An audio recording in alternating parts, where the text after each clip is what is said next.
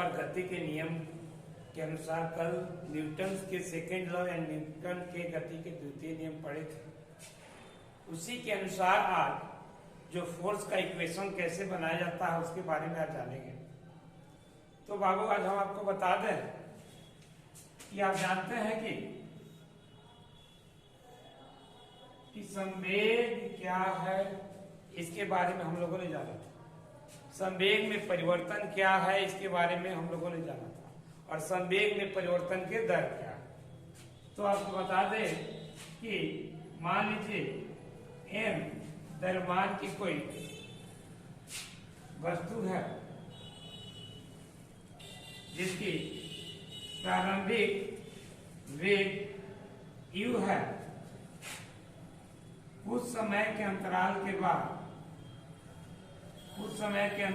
बाद इसका अंतिम संवेग क्या हो गया, v हो गया।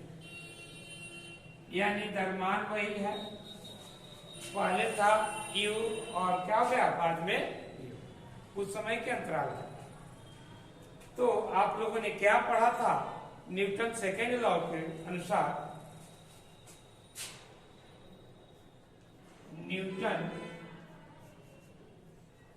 के गति के दूसरे नियम के अनुसार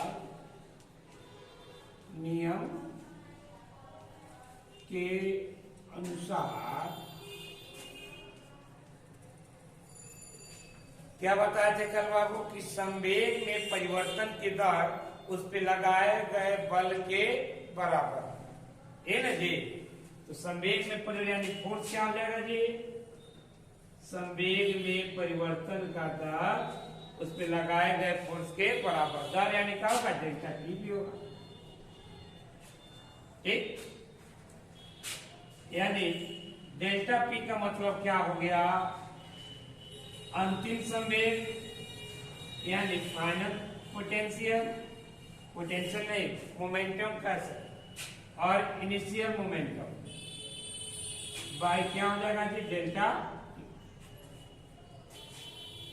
तो इसको सॉल्व करेंगे, फाइनल मोमेंटम में अंतिम संवेग में m इंटू अंतिम वेग क्या है v minus m into u by delta.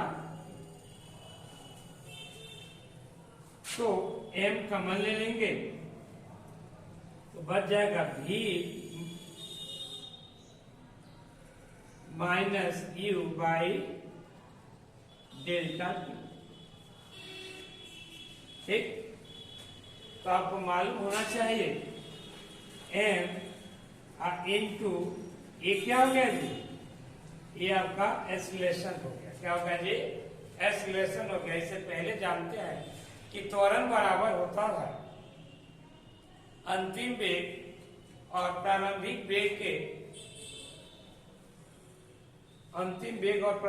वेग में के अंतर के दर को क्या कहते हैं, त्वरण कहते हैं।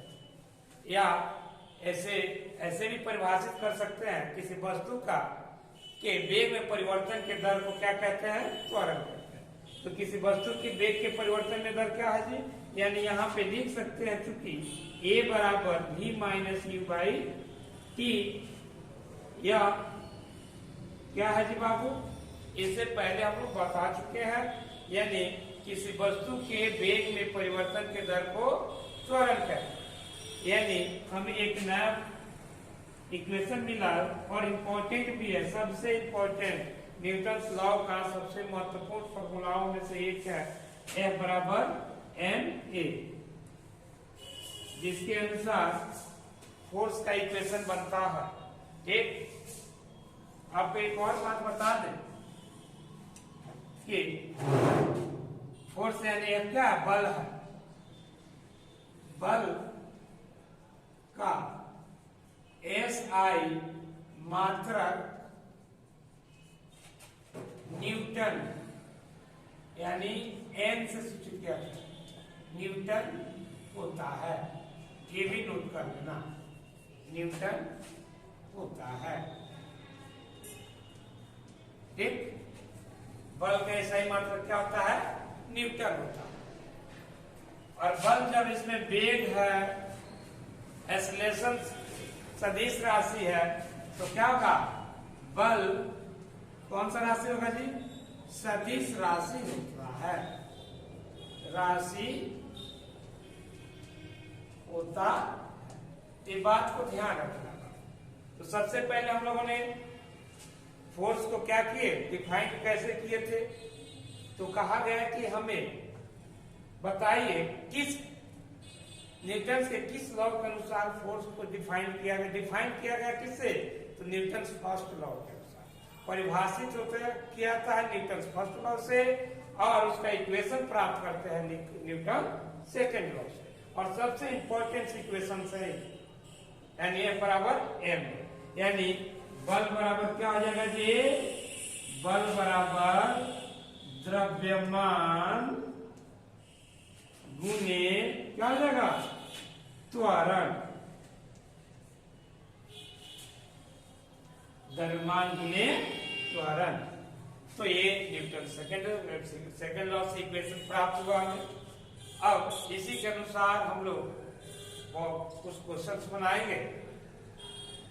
जैसे एक क्वेश्चंस बता दें कि क्वेश्चंस है, यदि किसी वस्तु का द्रव्यमान 5 kg है तथा उस वस्तु पर का त्वरण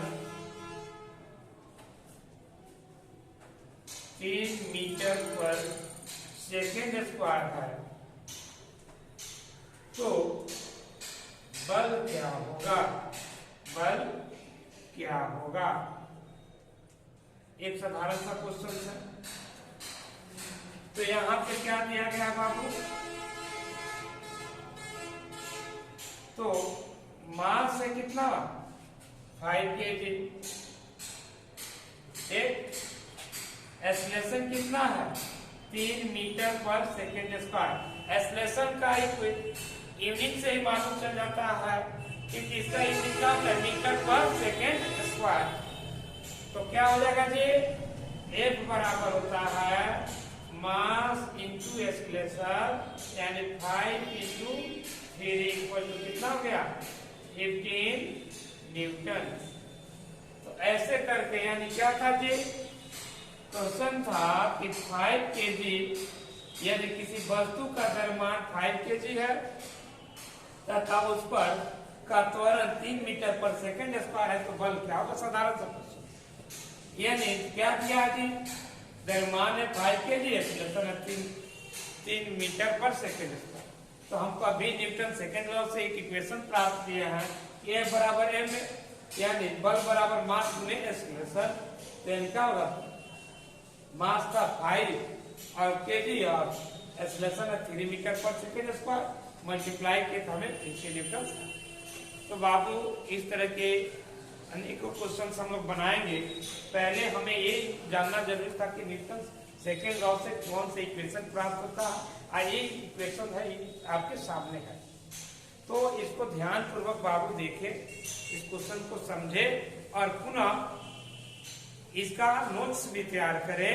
और जो आज तक पढ़े हैं संवेग के बारे में, न्यूटन थर्ड लॉ पढ़ने से पहले इसे कंप्लीटली कमेंट बॉक्स में जितना पढ़े उन सबको लिखकर हमको एक बार भेज कि कुछ कमी होगा तो पुनः हम आपको दोहराएंगे, आप लोग के पास भेजेंगे। तो कमेंट सेक्शन में जितना हम लोग पढ़े उसको कमेंट जरूर करें और लाइक और सब्सक्राइब करें कि जो भी वीडियो बनाए आपके पास सब समय पहुंच जाए। और आज के लिए बाबू धन्यवाद।